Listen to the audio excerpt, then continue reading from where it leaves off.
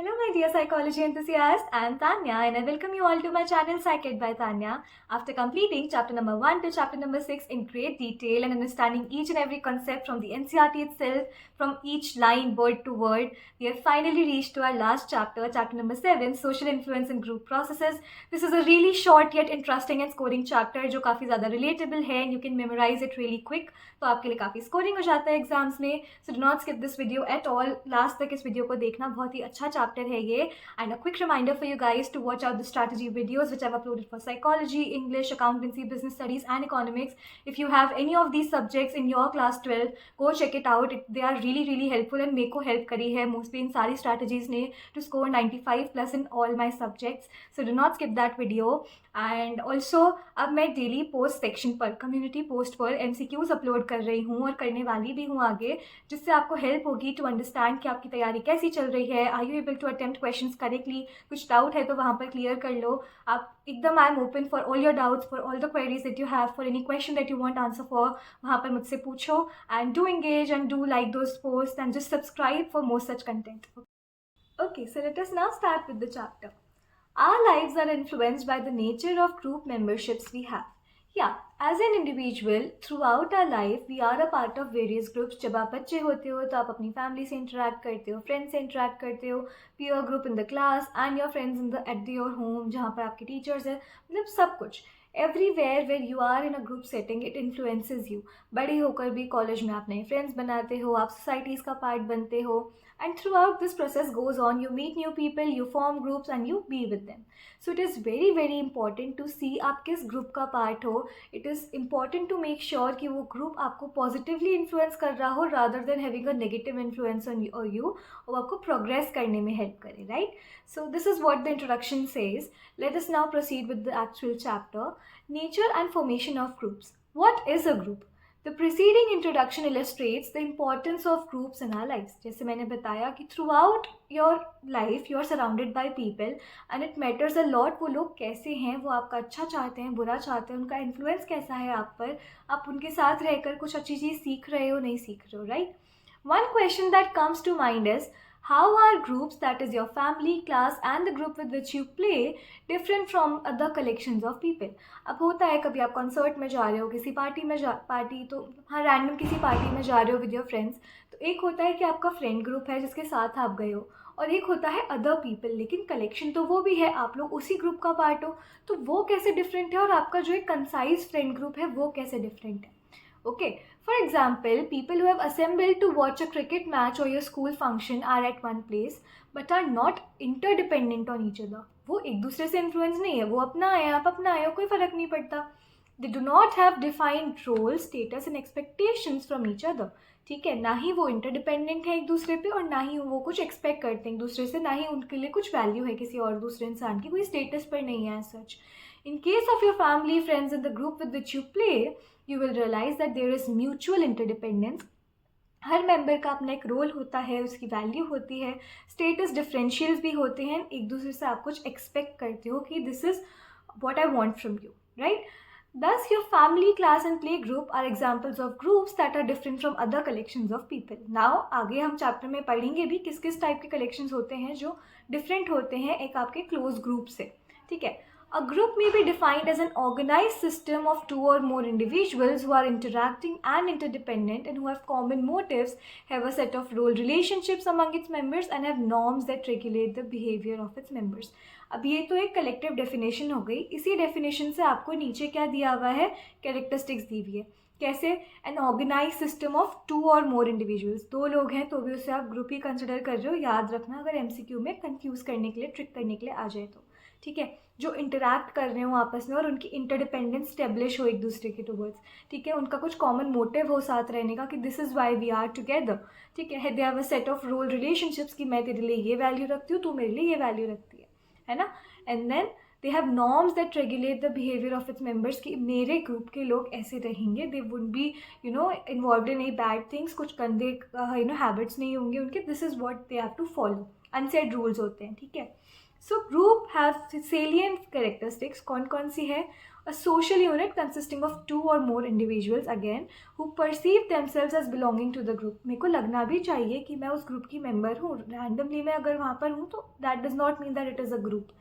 The characteristic of the group helps in distinguishing one group from the other and gives the group its unique identity, belongingness. Okay. Then comes a collection of individuals who have common motives and goals. हो सकता है हमारा एक group बना हो इन the class for a presentation, तो वो भी तो ग्रुप है और उसका मोटिव क्या है? To perform well in the presentation, right? Groups function either towards working a goal or away from certain threats facing the group. Basically if you are wanting to achieve anything, तब भी आप एक group form करोगे to have all those qualities जो आपको उस चीज़ को achieve करने में चाहिए. कि हर इंसान सेल्फ सफिशिएंट नहीं हो सकता है, राइट? ठीक है. और अगर आपको कोई थ्रेट है और बाकी कुछ और लोग भी हैं जिनको किसी उस सेम चीज़ से थ्रेट है, तो आप लोग क्या करोगे? अपनी पावर्स को कंबाइन कर कर एक ग्रुप बनोगे to fight against that threat, right? This is how it works.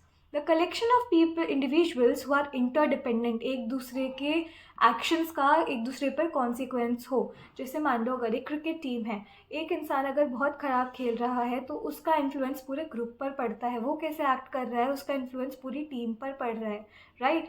Similarly अगर आपके ग्रुप में एक बच्चा है जो बहुत ज़्यादा नोटोरियस है एंड बहुत ज़्यादा प्रॉब्लम क्रिएट करते रहता है स्कूल में और उसके एक्शंस की वजह से आपका पूरा ग्रुप ब्लेम में आ रहा है. So this is how it is interdependent, है ना? Suppose one of the fielders in a cricket team drops an important catch during the match. क्या? Individuals who are trying to satisfy a need through their joint association. जो मैंने बोला कि आपको कुछ चाहिए, कुछ अचीव करना है, तो आप उस नीड को सेटिस्फाई करने के लिए क्या कर रहे हो? एक जॉइंट एसोसिएशन बना रहे हो कि इससे हम सबकी क्वालिटीज़ कंबाइन हो जाएगी एंड हम बेटर अटेम्प्ट कर पाएंगे उस चीज़ को अचीव करने के लिए. A gathering of individuals who interact with one another either directly or indirectly. आपस में बातचीत होना ज़रूरी है, वरना कैसा ग्रुप? अगर आप आपस में बात ही नहीं कर रहे हो, कुछ रिलेशन ही नहीं इस्टेब्लिश हो पाएगा बिना बात किए, तो ठीक है. A collection of individuals whose interactions are structured by a set of roles and norms.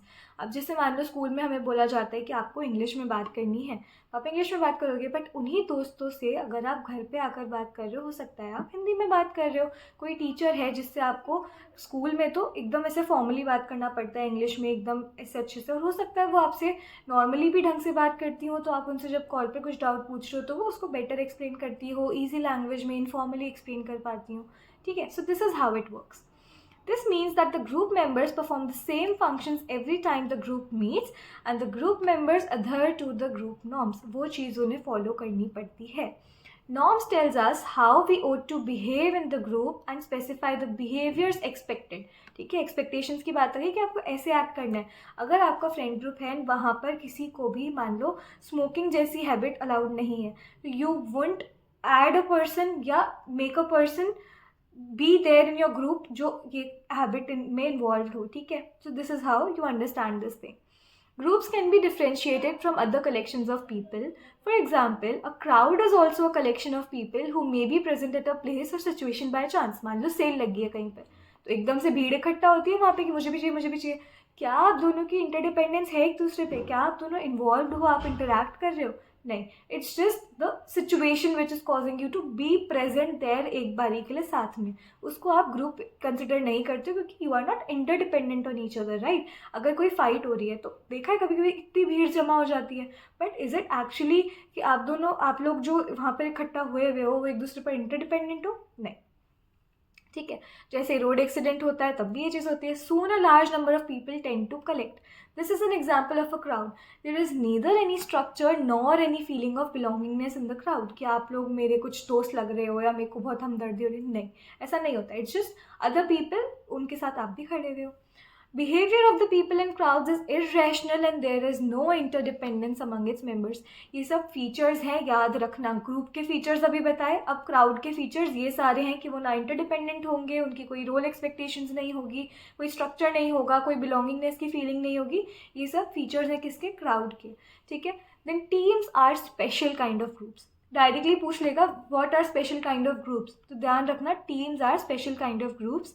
Members of team have often complementary skills. जैसे मैंने बोला अगर आपको एक चीज़ अचीव करनी है तो आप क्या चाहोगे कि डिफरेंट क्वालिटी वाले इंडिविजुअल्स जो अलग अलग स्किल्स पजेस करते हैं वो साथ में आए और आपको उससे बेटर हेल्प होगी to achieve that objective, right? and are committed to a common goal or purpose. Members are mutually accountable for their activities. एक जने का action is accountable by other person too.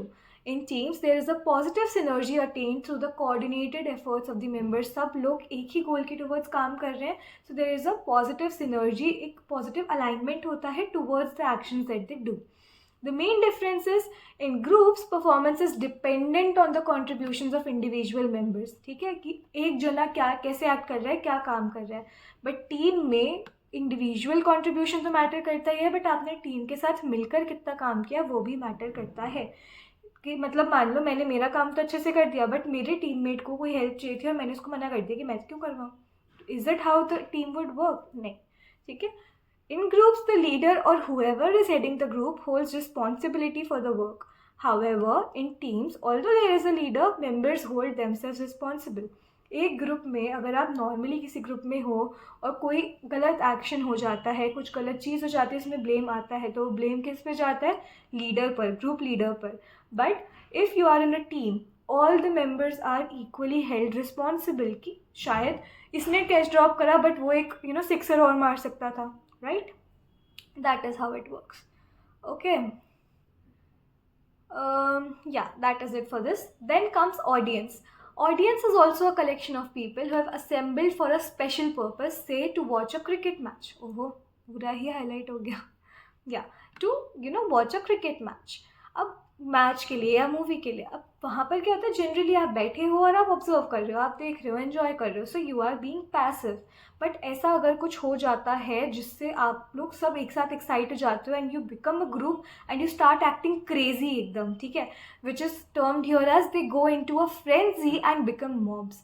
अब मॉब्स और audience में क्या difference होता है? Mobs में एक डेफिनेट सेंस ऑफ पर्पस होता है. पर्पस वहाँ भी है, बट वहाँ पर मॉब्स में पागलपन वाला पर्पस होता है. Say you have assembled, you are there in a mall, वहाँ पर कुछ एक इवेंट या चलो मूवी देखने गए हो आप. ठीक है. वहाँ पर एक नॉर्मल आप मूवी देख रहे हो सब लोग. एंड में जब कहीं कहीं ऐसा होता है कि सेलिब्रिटीज़ वहाँ प्रेजेंट होते हैं खुद ही का फर्स्ट शो देखने के लिए, टू सी ऑडियंस का रिएक्शन कैसा है, एंड कोई ना कोई देख लेता है, अरे आप तो ये वाले मूवी में हो जो वही हो. एकदम से उस ऑडियंस को देखना जो वहाँ पर मॉल उस मूवी हॉल में प्रेजेंट है, वो लोग क्या पागल हो जाते हैं to get pictures click with him, dance with them, मतलब बहुत सारी चीज़ें इन ऑल. तो that is how mobs become. की एक डेफिनेट सेंस ऑफ पर्पस है कि अब इसको जाने नहीं देना है, यहाँ से इसके साथ फ़ोटो क्लिक करवानी है, मज़े मस्ती करना है, नाचना गाना है, ऐसे करके.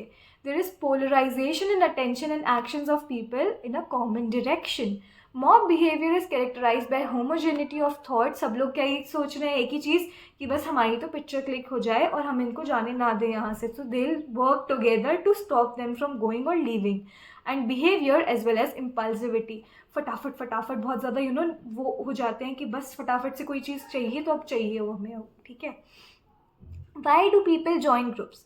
All of you are members of your family, class, groups with which you interact or play. ठीक है. हम काफ़ी सारे हमारी टोटल लाइफ स्पैन में ग्रुप्स का पार्ट बनते हैं. Similarly, other people are also given a number of groups at any given time. Different groups satisfy different needs and therefore they are simultaneously members of different groups. ठीक है. मैं class में क्यों हूँ? ताकि मैं अच्छे से पढ़ाई कर पाऊँ, मैं और बच्चों के साथ रहकर कुछ नई चीज़ें सीख पाऊँ. मैं मेरे फ्रेंड ग्रुप के साथ क्यों, जो मैं जिनके साथ घर पे खेलती हूँ, ताकि वो मेरे को इन्जॉयमेंट मिले. शाम में मेरे को पढ़ाई करके थक गए, खेलने जाना है, तो उनके साथ अलग सेंस ऑफ पर्पस है. फैमिली ध्यान रखने के लिए, केयर, नर्चर एंड पैम्परिंग के लिए. ठीक है. तो हर ग्रुप से एक अलग नीड आपकी सेटिस्फाई होती है. This sometimes create pressures for us because there may be competing demands and expectations. हो सकता है कि आपका जो फ्रेंड ग्रुप घर पर है, अब now there are two groups which you are friends with, और उन दोनों की आपस में clash है. ठीक है. There is a person from this group which you are friend with and there is a person from this group also which you are friend with. अब वो दोनों की तो आपस में clash है, तो it becomes demanding situation कि आप किसकी साइड जाओगे. वो बोलेंगे इसके साथ खेलोगे तो मेरे साथ नहीं खेलना, इसके साथ खेलोगे तो मेरे साथ नहीं खेलना. ये होता है. तो this is how it works. Most often we are able to handle these competing demands and expectations कि ठीक है, एक दूसरे के सामने नहीं खेलेंगे, इनके साथ अलग अलग से जाके, कभी इसके साथ कभी इसके साथ, मेरी मर्जी. People join groups because these groups satisfy a range of needs. अब वो नीड्स को हम ग्रुप कैसे कर सकते हैं किसी टर्म में? सिक्योरिटी. जब आप अलोन होते हो, जब आप अकेले होते हो, तो आपको इनसिक्योर फील होता है. ज़्यादा लोग होते हैं तो हिम्मत आती है, आपको अपनी आप पर केपेबल फील होता है. Groups reduce this insecurity. Being with people gives a sense of comfort and protection. As a result, people feel stronger and are less vulnerable to threats. अगर मान लो आपकी क्लास में कुछ गड़बड़ हो जाती है जिसमें आप भी इन्वॉल्व हो, बट अगर आप अकेले हो तो आपको बहुत ज़्यादा थ्रेट हो जाएगा उस चीज़ से, and you will feel really really insecure कि अब मेरे को शायद सस्पेंड कर दिया जाए, ये हो जाए वो हो जाए. But when you are with your group, आप सबने मिलकर कुछ ना कुछ कांड किया है क्लास में, तो क्या होता है, चलो ठीक है यार देख लेंगे साथ में मिलके, जो भी होगा सबको थोड़ी ना निकाल देंगे स्कूल से, ऐसा होता है. Then status. When we are members of a group that is perceived to be important by others, we feel recognized and we experience a sense of power. मान लो आपकी जो स्कूल कमिटीज़ होती है, जो आपकी हेड बॉय हेड गर्ल या captains वाली committee होती है, अगर आप उसका पार्ट हो and you earn respect out of it, your team is very respected through out in with in the college और योर स्कूल, तो आप लोग को क्या लगता है कि हमारा एक स्टेटस है, हम इस ग्रुप को बिलोंग करते हैं, अरे wow we are special.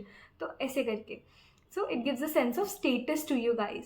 Suppose your school wins an inter-institutional debate competition, तो you associate yourself with your school, तो आपको better feel होता है बाकी स्कूल के लोगों से, ना आप flex करते हो कि मेरा स्कूल जीता, right? Then comes self-esteem. Group provides a feeling of self-worth and establish a positive social identity. कि अगर आप इस ग्रुप के पार्ट हो तो आपकी सेल्फ एस्टीम ऑलरेडी हाई हो गई, क्योंकि आपको इंपॉर्टेंट माना जा रहा है as you are a part of that group, and then आपकी एक आइडेंटिटी भी पॉजिटिव बन जाती है. ओके फलाना इंसान तो इस लेवल पर है भाई साहब, होता है. Being a member of prestigious groups enhances one's self-concept. अब जैसे मान लो I am a part of ECEL in my college, right? तो अब मुझे क्या लगता है यार, ECEL is one of the most active societies जो बहुत ही इंपॉर्टेंट होती है for your personality development, and मैं उसका पार्ट हूँ, मुझे सिलेक्ट कर लिया गया. तो अब मेरा एक sort of self concept developed है कि okay I am able to do this, मेरे पास कुछ तो स्किल्स होंगी कि आई वॉज सिलेक्टेड, राइट? तो it brings a positive self concept. Satisfaction of one's psychological and social needs. Groups satisfy one's social and psychological needs such as sense of belongingness, giving and receiving attention, love and power through a group. ठीक है, तो आपकी जो belongingness needs होती है basically वो fulfil हो जाती है. लोग जो आप, क्योंकि आप इंटरडिपेंडेंट हो, आपका कुछ रोल है, आपकी वैल्यू है आपके ग्रुप में, so you get those needs satisfied कि आपको कोई वैल्यू करे. ठीक है. देन गोल अचीवमेंट, जो हमने कॉमन मोटिव वाला पर्पस पढ़ा, that is the same. Provide knowledge and information. अब एज इंडिविजुअल्स आपके पास कुछ और नॉलेज हो सकती है, मेरे पास कुछ और हो सकती है. अब now when we are interacting, मैं मेरी इन्फॉर्मेशन आपके पास ऑन कर सकती हूँ, और आपको कोई और इन्फॉर्मेशन इस चीज़ पे अवेलेबल है तो आप वो कमेंट्स में ड्रॉप करके मुझे बता सकते हो. So this is how we become a group and we understand एक दूसरे की बातें. हमें एक्स्ट्रा नॉलेज शेयर करने में, रिसीव करने में या देने में, it facilitates. So this is how it works. Group supplement this information and knowledge, ये चीज़ याद रखना. ना ग्रुप फॉर्मेशन, ग्रुप फॉर्म होने के लिए क्या क्या फैक्टर्स हैं जो इम्पोर्टेंट है. फर्स्ट ऑफ ऑल भाई क्या पहली चीज़ क्या चाहिए होती है कि हम लोग आसपास हों, हम डेली इंटरैक्ट कर रहे हों. दूर से अगर आप हो और आपकी बातचीत नहीं है बिल्कुल डायरेक्टली इनडायरेक्टली कैसे भी, तो you can not stay together और स्टे एसोसिएटेड काफ़ी ज़्यादा टाइम तक. टू फॉर्म अ ग्रुप आपको पास में इंटरेक्शन होना ज़रूरी है. थिंक ऑफ दिस ऐसे कि जैसे मान लो आप एक स्कूल जा रहे हो जो काफ़ी दूर है आपके घर से, तो आप बस जा रहे हो वहाँ पे अटेंड कर रहे हो, वहाँ पे दोस्तों से जब बात हो रही है उसके बाद आप आ जा रहे हो. ठीक है. और लेकिन वहाँ से ही एक दोस्त और है जो आपके घर के पास में भी रहता है, तो क्या आप दोनों की बेटर दोस्ती नहीं हो जाएगी. मान लो दो दोस्त है तो आप तीनों का ट्रायो नहीं बन जाएगा कि यार we three are separate in the sense कि हम तीनों की और बेटर बॉन्डिंग होगी, क्योंकि हम डेली आपस में मिल रहे हैं, हम घर पे भी खेल रहे हैं, स्कूल से आने के बाद में हम साथ में, स्कूल भी सेम है, घर का एरिया भी सेम है. तो that is how proximity works. जब आप आस पास में मिल पा रहे हो, डेली इंटरैक्ट कर पा रहे हो. ठीक है. Repeated interactions with same set of individuals gives us a chance to know them and their interests and attitudes. Common interest, attitudes and backgrounds make you closer of a group and make you a better group. जैसे मान लो अगर आपके कुछ friends हैं, ठीक है, उसी example को एलैबोरेट करते हैं कि आपके दो फ्रेंड्स स्कूल से ऐसे हैं जो आपके घर के भी पास ही रहते हैं. तो अब आप लोग रोज़ मिल रहे हो, आप एक दूसरे से बात कर रहे हो, नई नई चीज़ें समझ रहे हो, आपको भी पता चला कि अच्छा मुझे फुटबॉल पसंद है, इन दोनों को भी फुटबॉल पसंद है, डेली फुटबॉल खेलना शुरू कर दिया. इसका ये स्टाइल बेटर है, इसकी ये वाली केक बहुत अच्छी है, इसका ये सब अच्छा है. अलग अलग स्किल्स पता चलती है, आपका एक बैकग्राउंड डेवलप होता है कि this is what is the foundation of our friendship, foundation of our group. This is how it works. Similarity, being exposed to someone over a period of time makes us assess our similarities and paves the way for formation of groups. कैसे? जैसे भी मैंने football वाला example दिया. One explanation is that people prefer consistency and like relationships that are consistent. क्यों ऐसा होता है? सिमिलैरिटी क्यों चाहिए? एक मतलब मुझे अगर मोमोज पसंद है तो आई वुड वांट कि मैं जिसके साथ हैंग आउट कर रही हूँ उसको भी पसंद हो, ताकि हम जाके साथ में खा पाएँ. भाई मेरे को पसंद है तो तुझे भी पसंद होना चाहिए. This is how we can understand this thing. When two people are similar, there is consistency and they start liking each other. For example, you are playing football and another person in your class also loves playing football. अब interest match हो गया तो आप ज़्यादा time spend करोगे, साथ में ज़्यादा टाइम स्पेंड करोगे तो एक कॉमन बैकग्राउंड बनेगा जिससे आपका ग्रुप फॉर्म हो जाएगा. ठीक है. Another explanation given by psychologists is that when we meet similar people, they reinforce and validate our opinions and values. We feel we are right and thus we start liking them. क्योंकि अब मुझे football पसंद है, मान लो चलो मुझे मोमोज पसंद है, अभी तक मुझे ऐसा इंसान ही नहीं मिला जिसको मोमोज पसंद है, तो मेरी वैल्यू क्या हो रही है? रीइंफोर्स नहीं हो रही कि यार कोई और भी इंसान एग्जिस्ट करता है जिसको सेम चीज़ पसंद हो. But when I meet a person who likes momos again to eat, ठीक है, उनका कंफर्ट फूड हो वो, तब मुझे क्या लगेगा? ओके, मेरे जैसे और भी लोग हैं, momos is actually a good dish and सबको पसंद होती है, ऐसा करके. ठीक है, तो मेरे आइडियाज़ रीइंफोर्स हो गए. This is not a good example but समझ सकते हो इससे. Suppose you are of the opinion that too much watching of the television is not good because it shows too much violence. And अगर ऐसा ही opinion का एक और इंसान आपको मिल जाता है तो आपको लगता है हाँ मैं सही सोच रहा हूँ, मेरा थॉट एकदम करेक्ट है. ठीक है. Common motives and goals. When we have common motives and goals they get together and form a group. ठीक है. जब लोगों का आपस में सेम मोटिव है, सेम गोल है, मैं चाहती हूँ कि मैं गरीब इलाकों में जाकर एजुकेशन इम्पार्ट कर पाऊँ छोटे बच्चों को, तो अब मैं एक ऐसी सोसाइटी ज्वाइन करूँगी, ऐसा ग्रुप ज्वाइन करूँगी जिसके सिमिलर इंटरेस्ट हो और उनका भी गोल ये हो कि वो कुछ सोशल वर्क करें एंड एजुकेशन इम्पार्ट करें in the under privileged areas. तो अब मैं वहाँ की पार्ट बन गई, मेरा कॉमन मोटिव सेटिस्फाई हो रहा है तो मेरा ग्रुप फॉर्म हो जाएगा वहाँ पे. ठीक है. So when you have common goals and motives, you may facilitate in the group formation. Okay. Then stages of group formation, very very very important topic. एक तो वो proximity वाला thing is पूरा important कि कैसे group formation के factors है, ये सब काफ़ी important है. stages बहुत बहुत ज़्यादा important है. stages आते हैं एग्ज़ाम में. ठीक है. केस स्टडी में आ जाएगा कि कौन से स्टेज पर है, MCQ में पूछ लेगा ये कौन सा स्टेज है, कहीं भी आ सकता है, सो इसको स्किप मत करना. Remember that like everything else in life, groups develop. You do not become a group member the moment you come together. Groups usually go through a stages of formation, conflict, stabilization, performance and dismissal. टकमैन, किसने दिया ये वाला concept? टकमैन ने. याद रखना, psychologist के नाम नहीं भूलने बिल्कुल भी. और जब ये क्वेश्चन आएगा तो हमें पहले फ्लो चार्ट बनाना है, वहाँ लिखना है स्टेजेस ऑफ ग्रुप फॉर्मेशन, फिर उसके बाद हमें नीचे उसके हेडिंग में लिखना है टकमैन ने दिया है, फिर यूँ फ्लो में पूरा ऊपर से नीचे आते हुए कि first process is this, second is this, third step is this, ऐसे करके. When group members first meet, there is a great deal of uncertainty about the roles each other have, about the goal for which we are together, and how is it to be achieved. हमें uncertainty होती है कि ये group work करेगा भी नहीं करेगा, कौन किस लेवल पर होगा, क्या हमारा गोल होगा, कौन किस चीज़ को रेगुलेट करने वाला है, कैसे हमें उस गोल को अचीव करना है, ऐसे. So people try to know each other and assess whether they will fit in. क्या हम एक दूसरे के लिए ठीक है. तो यहाँ पे एक्साइटमेंट भी होती है एंड किसी की आपस में नहीं बनती तो थोड़ा बहुत एप्रीहेंशन यानी कि थोड़ा सा डिस्ट्रेस भी क्रिएट होता है. ठीक है. So this is the forming stage, जब आप समझ रहे हो चीज़ें अब क्या हो रही है. आफ्टर दिस स्टेज एक इंट्रा ग्रुप कॉन्फ्लिक्ट होती है जिसको हम क्या कहते हैं? Storming stage. स्टॉर्मिंग स्टेज में क्या होता है? कॉन्फ्लिक्ट होती है कि टारगेट अचीव कैसे होगा, कौन किस चीज़ को कंट्रोल करेगा, कौन किस चीज़ की अथॉरिटी लेगा. अगर ये स्टेज कंप्लीट हो जाता है तो एक sort of hierarchy of leadership बन जाती है. जो इंसान इस स्टेज में एक्टिव रोल लेता है, बोलते हैं तुम्हें ये काम रेगुलेट करना है, तुम्हें ये करना है, तुम्हें ये करना है, तुम्हें ये करना है, तुम्हारी लेवल्स डिसाइड हो गई है, अब तुम्हें किस लेवल पर काम करने वाले हो तुम. वो इंसान ने एक अथॉरिटेटिव रोल ले लिया, एक लीडरशिप वाला रोल ले लिया कि okay I am going to control this group and I am going to allot कि कौन क्या काम करने वाला है. तो एक सेट ऑफ इस हायरार्की ऑफ लीडरशिप इस्टेब्लिश हो गई अब आपके ग्रुप में. ठीक है, और आपके क्लियर विजन मिल जाता है कि ऐसे अब हमारा ग्रुप गोल अचीव करने के लिए हमें फंक्शन करना है। Then the next step is norming, कि हर कोई जब भी हम मिलेंगे तो इंग्लिश में बात करेगा और सबसे पहले अपनी अपडेट देगा कि हमने अभी तक कितना काम कंप्लीट करा या कहाँ पर हम पहुँचे हैं अभी तक।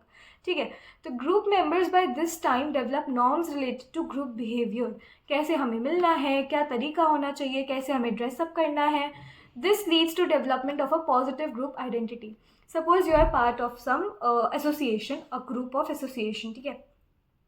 अब वहाँ आप इनफॉर्मल कपड़ों में जा रहे हो, आप जा रहे हो टी शर्ट पजामे में, सो इज़ दिस एक्सेप्टेबल? क्या ये नॉर्म प्रॉपरली आप फॉलो कर रहे हो? नहीं। When you are going to a formal place, when you are going to an association जहाँ पर आप फॉर्मल किसी काम के लिए जा रहे हो, तो वहाँ पर आपको प्रॉपरली फॉर्मल कपड़े पहनकर जाना ज़रूरी है। और कभी आप फ्रेंड्स में जाकर ऐसे टाई वाई पहन के चले जाओ एक बार, फिर देखना क्या होगा, आप मुझसे मजाक उड़ाएंगे। ठीक है, so this is how her group के अलग नॉर्म्स होते हैं। वो नॉर्मिंग स्टेज कब आता है? After you have clearly vision, visualize कि हमें कैसे आगे जाना है, कैसे प्रोसीड करना है। The fourth stage is performing. अब सब हो गया, आपने ग्रुप भी फॉर्म कर लिया, आपने अपने टास्क भी एलोकेट कर लिए, ठीक है, स्टॉर्मिंग भी हो गई, नॉर्मिंग भी हो गई। अब आप क्या होगे? एक्चुअली उस काम को इम्प्लीमेंट करने पे, फंक्शन करने पे, परफॉर्म करने पे। By this time, the structure of group has evolved and is accepted by group members. The group moves towards achieving the group goal. For some groups, this may be the last step, कि ठीक है हमारा काम हो गया, अब खत्म, फिर क्या हो जाएगा? डिसमिसल हो जाएगा। However, some groups, for example, in case of an organizing committee for a school function, there may be another stage called the adjoining stage. इस स्टेज में क्या होता है? Once the function is over, तो आप disband हो जाते हो। तो ये क्या है? Fifth function. Fourth function performing, काम कर रहा है और वो चलते जा रहा है, अब आप एक पार्ट बन गए हो, आपको वो कॉन्स्टेंटली करना है। बट व्हेन कोई छोटे गोल अचीव करने के लिए वो चीज़ अचीव हो, फॉर्म हो रहा है ग्रुप, तो हो सकता है fifth step would be dismissal की, ठीक है, काम कंप्लीट, अपने अपने रास्ते हो गए, है ना।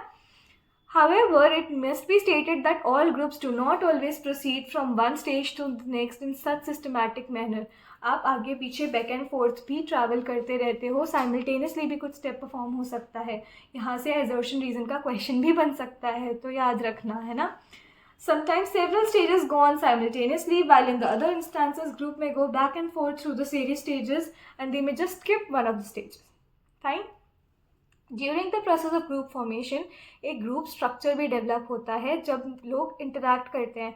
Over time this interaction shows regularities in distribution of task to be perform, responsibilities assigned and prestige और रिलेटिव स्टेटस। क्योंकि आपको समझ में आ जाता है एक इंसान कौन सा काम बेटर कर रहा है, तो आप उसको उस रोल पे डालते हो। एक पर्टिकुलर नॉर्म इस्टेब्लिश हो गया है, अब आपको पता है किसे कैसे हमें फंक्शन करना है। तो अब 4 इंपॉर्टेंट एलिमेंट्स क्या हैं ग्रुप स्ट्रक्चर के? फर्स्ट इज रोल्स, जो सोशली डिफाइंड एक्सपेक्टेशंस है एक इंडिविजुअल की कि ये काम आप अच्छे से कर सकते हो, आपको ही ये काम करना है। The typical behaviour that depicts a person in a given social context. Suppose you have the role of a son or daughter in the family, ठीक है। अब वो एक एक्सपेक्टेशन के साथ आता है कि आपकी फैमिली आपसे एक्सपेक्ट करेगी कि आप पढ़ लिख कर एक बड़े आदमी बनोगे एंड उनका ख्याल रखोगे, है ना। पेरेंट्स एक्सपेक्ट करेंगे ये चीज़, ठीक है। So you are also expected to listen to them, to obey them, to be caring for them. ऐसे norms are expected standards of behavior and beliefs established, agreed upon and enforced by group members. ये unspoken rules भी हो सकते हैं कि आपको ऐसे act करना है। आप अपने घर में कभी भी ऐसे तू तड़ाक से गालियों से बात नहीं करोगे अपने बड़ों से, क्योंकि ये एक unspoken rule है कि you have to be respectful towards your family. Okay, so this is how norms work. These are expected standards of your behavior कि आपको ऐसे act करना है when you are present here. Fine. Then next comes status. Status is the position you are in. अब इसमें 2 type की relative positions होती है। इट मे बी एस्क्राइब, जो आपको आपकी सीनियोरिटी के बेसिस पर मिले, और एक होती है अचीव, जो आपके काम पे बेस्ड, आपके हार्डवर्क पे बेस्ड आपको मिलती है। अगर आप किसी एसोसिएशन का पार्ट हो तो वहाँ पर या तो सीनियोरिटी के हिसाब से लेवल्स ट्रांसफॉर्म होती है कि आप पहले 10 साल यहाँ काम करो तो आप इस लेवल पे होगे, फिर अगले 2 साल यहाँ, फिर 3 साल, तो सीनियोरिटी के हिसाब से। जैसे हमारी फैमिली में भी चलता है कि सबसे ज़्यादा किसकी चलेगी, हमारे ग्रैंड पेरेंट्स की या हमारे फादर की, जो भी है। तो जो भी एल्डेस्ट मेंबर होता है फैमिली का, उसकी चलती है, राइट। तो ये क्या हो गया, एस्क्राइब्ड स्टेटस हो गया। एंड एक होता है अचीव्ड स्टेटस, कि हम इतने एबल बने कि हमने सीनियर से पहले खुद जाकर उस लेवल को अचीव कर लिया। May be you were a fresher in an association और आपने इतना अच्छा काम करा कि आपको तुरंत एक बड़ी लेवल पर प्रमोट कर दिया। So this is now what, an achieved status. You got it because of your hard work, because of your intelligence, your smart work, है ना। All of us therefore strive to be the members of such groups which are favorably high in status or are viewed as important by others and favorably by others. Even within a group, different members have different prestige and status. ठीक है, एक cricket team जो हमेशा जीती ही जीती है, उसका एक अलग लेवल हो जाता है कि यार ये तो इसका तो स्टेटस ही अलग है। एंड जो मान लो अपने हार्डवर्क से एकदम से इंसान उभर के आता है उसमें से, तो वो स्टेटस अलग होता है। ठीक है, Captain of a cricket team has a higher status compared to the other members, although all are equally important. But captain, अगर जीत कैप्टन की है तो हार भी कैप्टन की है। ठीक है, नाम किसका आएगा, कैप्टन की। इसकी टीम हारी, इसकी टीम जीती, ऐसे। Cohesiveness refers to togetherness, binding or mutual attraction between the group members. Important topic, यहाँ से question बनता है। As the group starts to become more cohesive, group members start to think, feel and act as a social unit and they are less like isolated individuals. एक sense of belongingness बन जाता है कि we are one। ठीक है, members of a highly cohesive group have a greater desire to remain in the group in comparison to those who belong to low cohesive group। कि आपके आपस में इतनी बॉन्डिंग अभी हुई नहीं है, एक दूसरे के बारे में बुराइयाँ चल रही है, चुगलियाँ चल रही है। So this is low level of cohesiveness. और एक होता है हायर लेवल ऑफ कोहेसिवनेस, कि आप एक दूसरे के बारे में बुरा भी नहीं सुनते हो। अगर आप एक ग्रुप के मेंबर हो तो एक दूसरे के अगेंस्ट जाना तो बिल्कुल वैलिड नहीं होता उसमें। Cohesiveness refers to the team spirit or the we feeling or sense of belongingness to the group. It is difficult to leave a cohesive group or to gain membership of a group that is highly cohesive, क्योंकि वहाँ already एक stronger level of bonding बन चुका है। तो अब आप कितनी भी मेहनत कर लो, उस लेवल पर पहुँचना would be difficult no matter what. ठीक है, Extreme cohesiveness, however, sometimes may not be in group's interest because it may be harmful. Groupthink का concept आता है, again very very very important. Groupthink क्या बोलता है कि instead of having beneficial results because of cohesiveness, कभी कभी आप गलत डिसीजंस भी ले सकते हो, कभी कभी आप काफ़ी एक्सट्रीम डिसीजंस ले सकते हो which are not right for your group. Okay, so this concept was given by Irving Janis. He suggested that cohesion can interfere with effective leadership and can lead to disastrous decisions. Janis discovered a process known as groupthink, in which a group allows its concern for unanimity, कि हमें जो भी चीज़ रहनी है same हमारा decision होना चाहिए, same opinion होना चाहिए। So in fact they override the motivation to realistically appraise the courses of action. हो सकता है कि कोई जो मेरा जिस ग्रुप का मैं पार्ट हूँ वो हाईली कोहेसिव है, अब मेरे को कुछ और ओपिनियन है बट वो मैं पुट फोर्थ ही नहीं कर पा रही हूँ, हो सकता है वो और बेटर हो, but because I can not go against other people जो अपनी एक क्या बोलते हैं एक मेजॉरिटी बनाकर बैठे हुए हैं, तो मेरा आइडिया तो रह गया, मैं मेरा ओपिनियन ही एक्सप्रेस नहीं कर पाई, तो ऐसा हो जाता है। It results in the tendency of the decision maker to make irrational and uncritical decisions. एक साथ सब कोई मना कर नहीं रहा है, सब एक दूसरे की बात में हाँ में हाँ मिला रहे हैं, तो गलत डिसीजंस भी चलने दो भैया। Groupthink is characterized by appearance of consensus or unanimous agreement within a group. Each member believes that all members agree upon a particular decision or a policy. कोई भी एक dissenting opinion बताने में नहीं वो करता है इंटरेस्ट शो, क्योंकि उन्हें लगता है कि उनका ओपिनियन अनपॉपुलर कंसिडर किया जाएगा और उनको वैसा माना जाएगा कि वो उनकी ग्रुप की कोहेसिवनेस को ख़राब कर रहे हैं। Studies have shown that such a group has an exaggerated sense of its own power to control events and tends to ignore or minimize cues from the real world that suggest dangers to its plan। कि आपने ignore ही कर दिया कोई ऐसा particular aspect जो आपके decision को बता रहा है कि भाई ये बहुत हार्मफुल है, ये नहीं वर्क करेगा, ये गलत है, आप उस चीज़ को टोटली इग्नोर कर रहे हो।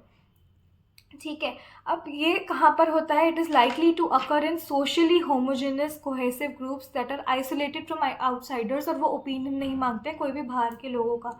एक ऑर्गेनाइजेशन भी कभी किसी से कोई हेड सीईओ मिल रहा है तो वो पूछता है लोगों से कि is this thing that we are doing correct, या कुछ सर्वे डालते हैं कि हम जिस चीज़ के बारे में सोच रहे हैं वो सही है कि नहीं। पर अगर आप आउटसाइड ओपिनियन मांग ही नहीं रहे हो, देन देयर आर चांसेस कि आप अपनी कोहेसिवनेस के चक्कर में एक गलत डिसीजन लेने जा रहे हो। ठीक है, so it will in order to preserve one's groups internal harmony and to maintain the well being, आप कभी कभी इतना ज़्यादा यूनानिमस हो जाते हो कि आप गलत डिसीजंस को भी ले लेते हो, ठीक है।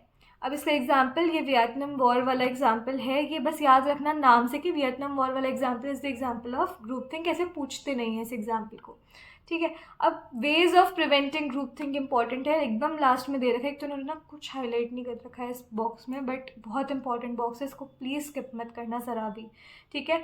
Some ways to counteract or prevent group think are encouraging and rewarding critical thinking, कि आप बताओ आपके ओपिनियन, अगर डिसएग्रीमेंट आता है तो भी कोई बात नहीं, आपका नया आइडिया कंसिडर किया जाएगा, ये चीज़ इस्टेब्लिश करो, इनकरेज करो लोगों को अपने आइडियाज़ देने में। Encourage groups to present alternative courses of action, कि आप बताओ ये काम कैसे करना चाहिए हमें।